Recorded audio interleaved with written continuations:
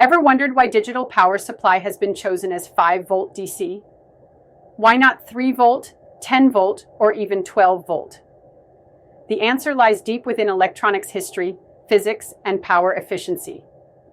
Stick with me till the end, and you'll discover a surprising reason to choose 5V as digital power supply that affects everything from your smartphone chargers to microcontrollers. Hello, welcome to the Instrumentation Unlimited channel.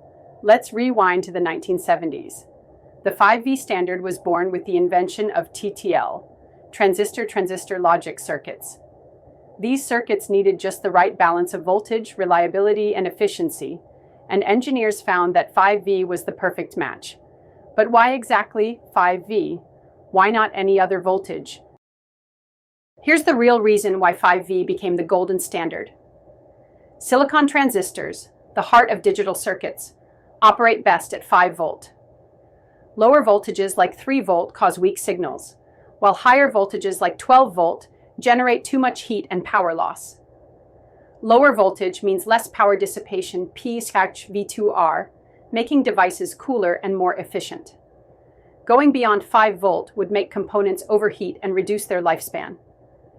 The first microcontrollers and processors, like the Intel 8080 and Zilog Z80, were designed for 5V operation.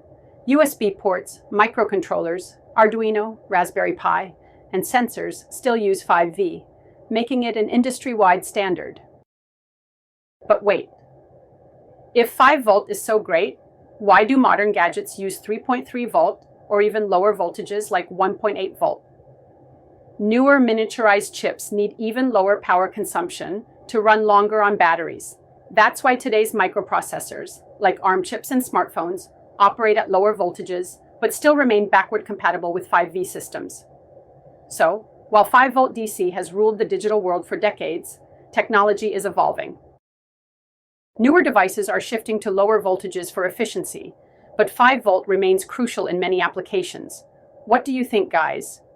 Will 5-volt stay relevant in the future, or will lower voltages take over?